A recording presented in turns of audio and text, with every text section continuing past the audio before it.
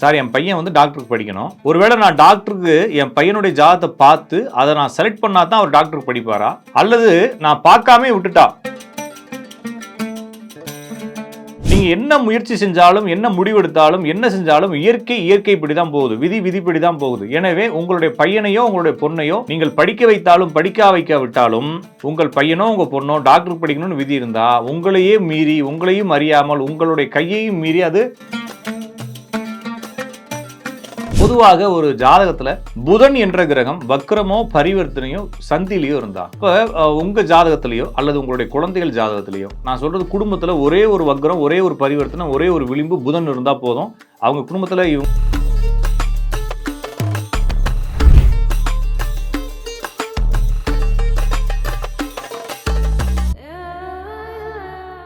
Real one ஆன்மீகம் நேரில் அனைவருக்கும் அன்பு வணக்கங்கள். நான் உங்கள் ஜோதிடன் ராஜநாடி காப்பா. மீண்டும் இந்த காணொலி வாயிலாக உங்களை சந்திப்பதில் மிகுந்த மகிழ்ச்சி. நண்பர்களே, நாம் தொடர்ச்சியாக இந்த சேனல்ல ஜோதிடம் மற்றும் ஆன்மீகம் சார்ந்த தகவலை பார்த்துட்டு வரோம். மக்களுக்கு நிறைய தேவையான தகவல்களையும் சொல்லிக்கிட்டு வரோம். இப்ப சமீபமா நிறைய பேருக்குடைய கேள்விகள், சார் பையன் என்ன படிப்பான்? குறிப்பா நிறைய பேருக்கு பிள்ளைய டாக்டர் ஆயிரணும், அதுலயும் குறிப்பா அந்த நீட் எக்ஸாம் எழுதியிருக்காங்க சார், அப்ப என் பையன் டாக்டர் ஆயிடுவாரா அப்படின்றது. அதுக்கப்புறமா வந்து இந்த ஜேஇ எழுதிக்கிறாங்க, நிறைய கோர்சஸ் எழுதிக்கிறாங்க, எல்லாத்துக்கும் ரெடி ஆகிட்டு இருக்காங்க. என்னென்ன கிரக அமைப்புகள் இருந்தா என்னென்ன மாதிரி படிப்புகள் வரலாம், என்னென்ன மாதிரி அவங்க கோர்ஸ் எடுப்பாங்க, என்னென்ன மாதிரி தொழில்களுக்கு போவாங்க அப்படிங்கிறத பேசிக்கா நான் உங்களுக்கு சில விஷயங்கள் சொல்லித்தரேன். நீங்க இதையும் புரிஞ்சுக்கிட்டு உங்களுக்கு தெரிந்த ஜோசியரையும் நீங்க நாடி இதை கொஞ்சம் இன்னும் தெளிவா புரிஞ்சுக்கிறது நல்லது. இன்னொரு விஷயம், நான் என் பையனுக்கு ஜாதகம் பார்த்தா தான் அவர் டாக்டர் படிப்பாரா? நான் சொல்றது சரியா புரிஞ்சுக்குங்க. சார் என் பையன் வந்து டாக்டருக்கு படிக்கணும். ஒருவேளை நான் டாக்டருக்கு என் பையனுடைய ஜாதகத்தை பார்த்து அதை நான் செலக்ட் பண்ணா தான் அவர் டாக்டருக்கு படிப்பாரா, அல்லது நான் பார்க்காம விட்டுட்டா? நான் இது வரைக்கும் ஜாதகமே பார்க்கல, இப்பயும் நான் ஜாதகம் பார்க்கல, நான் ஜாதகம் பார்க்காம விட்டதுனால என் பையனை நான் டாக்டருக்கு படிக்க வைக்க முடியாம போயிருமா? அல்லது நான் எடுத்த கோர்ஸ் என்னுடைய பையனுக்கு தொடர்பு இல்லாத, என்னுடைய பொண்ணுக்கு தொடர்பு இல்லாத கோர்ஸை நானா தப்பா எடுத்துருவேனா? அப்படின்னா இந்த மாதிரி ஒரு குற்ற உணர்வுக்கும் முரண்பட்ட ஒரு சிந்தனைக்கு போக தேவையில்லை ஜோசியர்கள், ஜாதகர்கள். ஏன்னா நீங்க என்ன முயற்சி செஞ்சாலும், என்ன முடிவெடுத்தாலும், என்ன செஞ்சாலும் இயற்கைப்படி தான் போகுது, விதிப்படி தான் போகுது. எனவே உங்களுடைய பையனையோ உங்களுடைய பொண்ணையோ நீங்கள் படிக்க வைத்தாலும் படிக்க வைக்காவிட்டாலும் உங்கள் பையனோ உங்க பொண்ணோ டாக்டருக்கு படிக்கணும்னு விதி இருந்தா உங்களையே மீறி, உங்களையும் அறியாமல், உங்களுடைய கையையும் மீறி அது டாக்டரை கொண்டு போய் சேர்த்து விட்டுரும். இன்னொரு விஷயம், சார் என்கிட்ட காசே இல்லையே சார், எப்படி சார் படிக்க வைக்கிறது பிள்ளைக்கு? இப்பெல்லாம் வந்து ஒரு 25 லட்ச ரூபா ஆயிடுது வருஷத்துக்கு, டாக்டர் படிச்சு வெளியே வரதுக்கு 1.25 கோடி ஆயிடுது. என்கிட்ட அவ்வளோ இல்லையே சார். நான் சொல்றது மேனேஜ்மெண்ட் கோட்டா போனாலும் சார், நான் கவர்மெண்ட் கோட்டாவே போனாலும் 5 லட்ச ரூபா, 5.5 லட்ச ரூபா, 6.5 லட்ச ரூபா, 8 லட்ச ரூபா ஆயிருதுங்க கரெக்டா. மேனேஜ்மெண்ட் கோட்டாவில் எல்லா அம்யூனிட்டிஸும் சேர்த்து 8 லட்ச ரூபா ஆயிருது. அதுவே 40 லட்ச ரூபா, 50 லட்ச ரூபா ஆயிருது. நான் மேனேஜ்மெண்ட் கோட்டா போனாலும் 40 லட்ச ரூபா ஆயிருது சார். மேனேஜ்மெண்ட் கோட்டா 1.25 கோடி, 1.5 கோடி ஆயிருது. கவர்மெண்ட் கோட்டாவில் போனாலும் 40 லட்ச ரூபா ஆயிருது.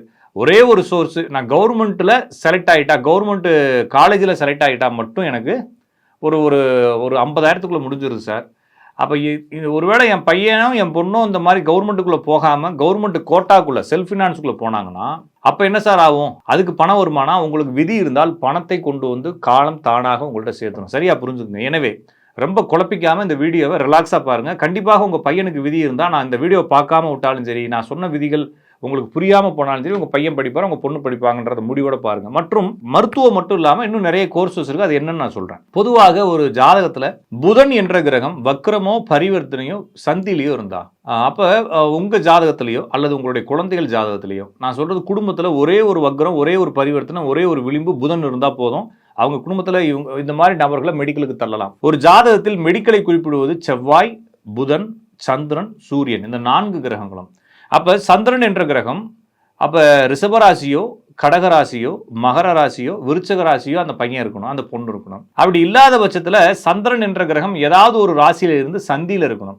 அப்படி இல்லாட்டினா சந்திரன் ஏதோ ஒரு கிரகத்தோட பரிவர்த்தனையா இருந்தாலும் இவர்கள் மெடிக்கலுக்குள்ள போகலாம். நான் சொல்றது சந்திரன், அடுத்து புதனும் வக்ரம் பரிவர்த்தனை விளிம்புல இருக்கணும். அடுத்து சூரியன் தனது ராசியில சிம்மத்தில் இருக்கலாம், உச்ச ராசியான மேசத்தில் இருக்கலாம், நீச ராசியான துலாத்தில் இருக்கலாம், தனது ராசிக்கு 7 கூட கும்பத்தில் இருக்கலாம். அப்போ இப்படி இருந்தாலும் சூரியன் பவராக இருக்கு. அல்லது சூரியன் சந்திரன் 1-5-9 இணைஞ்சிருக்கிறது, அல்லது சூரியன் வந்து பரிவர்த்தனையாக இருக்கிறது, அல்லது சூரியன் வந்து சந்தி நிலையில் இருக்கிறது. அதாவது சந்தி நிலைனா ஒவ்வொரு தமிழ் மாதத்தினுடைய முதல் 2 தேதியிலே இறுதி 2 தேதியிலே குழந்தைகள் பிறக்கிறது. அப்போ என்னன்னா சந்திரன் பவராகிறதுக்கு சில ரூல் சொல்லிக்கிறேன், புதன் பவராகிறதுக்கு சில ரூல் சொல்லிக்கிறேன், அடுத்து சூரியன் பவராகிறதுக்கு சில விதிகள் சொல்லிக்கிறேன். 4வதாக செவ்வாய் மேசராசியிலோ விருச்சக ராசியிலோ மகரத்திலோ கடகத்திலோ இருப்பது, அல்லது 4 மூலைகளில் எதிலாவது ஒன்றில் இருப்பது, அல்லது செவ்வாய் வக்கரமோ பரிவர்த்தனையோ சந்தி நிலையில் இருக்குது. அப்போ என்னன்னா செவ்வாய், சூரியன், புதன், சந்திரன் இந்த 4 கிரகங்களும் பவர்ஃபுல் ஆகும் பொழுது ஆட்டோமேட்டிக்காகவே இவர் வந்து மெடிக்கலுக்குள்ள போயிடுவார். சார் இவர் வந்து ஃபர்ஸ்ட் நீட்டு போட்டோம் 200 மார்க் கூட எடுக்கலையே சார், ஆனால் அவர் நீங்கள் சொன்ன விதிகள்லாம் ஜாதத்தில் இருக்குது சார் அப்படின்னா கண்டிப்பாக ரிப்பீட் போடுங்க, கண்டிப்பாக அவர் எடுத்துருவார், அந்த பொண்ணு எடுத்துரும். அதனால் வந்து நீங்கள் கொஞ்சம் மெனக்கெடணும். ஜாதகத்தில் அந்த அமைப்பு இருந்தால் கண்டிப்பாக உங்கள் மெடிக்கலுக்குள்ளே போகலாம். சார் மெடிக்கல்லையே பேராமெடிக்கல் இருக்குது, பிடிஎஸ் இருக்குது, எம்பிபிஎஸ் இருக்குது, இதில் எதை சார் விடறேன்னா கண்டிப்பாக மெடிக்கலில் நீங்கள் எந்த துறை உங்களுக்கு சூட்டபுளாக இருக்கோ நீங்கள் விடலாம். நீங்கள் அதை வந்து இன்னுமே கொஞ்சம் ஜாதக ரீதியாக அனலைஸ் பண்ணணும்னு வச்சுக்கலாம். நான் சொன்னது மெடிக்கலுக்குள்ளே போகிறதுக்கு இது வழி. அப்போ அவங்க வந்து பார்மா படிக்கலாம், நர்சிங் படிக்கலாம், எதை படித்தாலும் இந்த 4 கிரகங்கள் ரொம்ப முக்கியன்றதுனால இந்த 4 கிரகங்களும் சேர்ந்து மெடிக்கல் மருத்துவ இதுகளை கொடுக்குது. சார் என் பையனை மருத்துவம் படிக்கிறதுக்கு நான் விருப்பப்படலை, வேற என்ன படிக்க வைக்கலாம் அப்படின்னா உங்கள் ஜாதகத்தில் செவ்வாயும் புதனும் சேர்ந்திருந்தால் எலக்ட்ரிக் அண்ட் எலக்ட்ரானிக்ஸ் படிக்க வைக்கலாம். அல்லது 4 மூலையில் ஏதாச்சும் ஒரு மூலையில் செவ்வாய் இருந்தால் அவங்க வந்து ஃபுட்டு, கட்டுமானங்கள், chemical industries, electrical and electronics படிக்க வைக்கலாம்.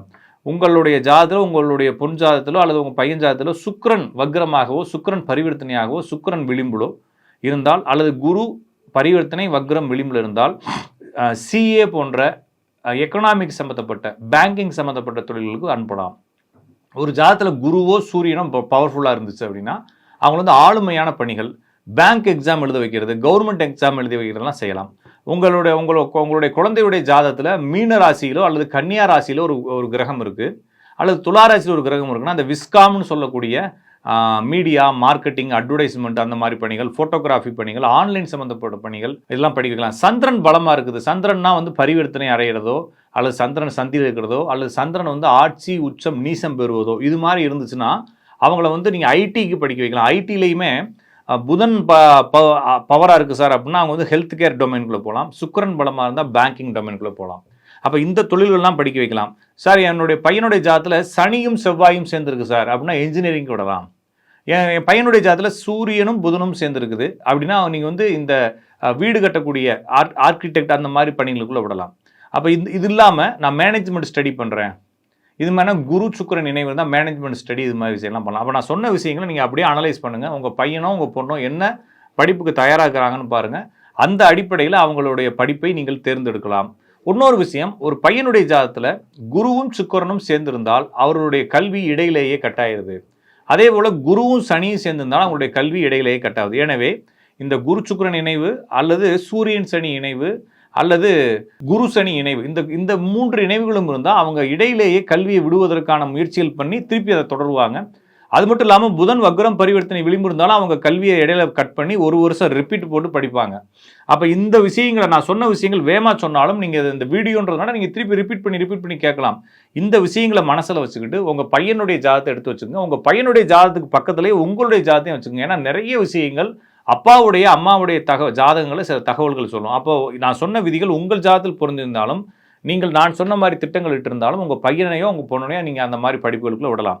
எனவே நான் சொன்னது போல் மருத்துவமோ ஐடியோ வீடு கட்டக்கூடிய துறைகளோ ஃபினான்ஸோ எக்கனாமியோ அல்லது இந்த அட்மினிஸ்ட்ரேஷன் பணிகளோ இதுக்கு சம்பந்தமான படிப்புகளுக்கு நான் சொன்ன விதிகளை நீங்கள் உங்களுடைய ஜாதகத்தில் ஒப்பிட்டு பாருங்கள்.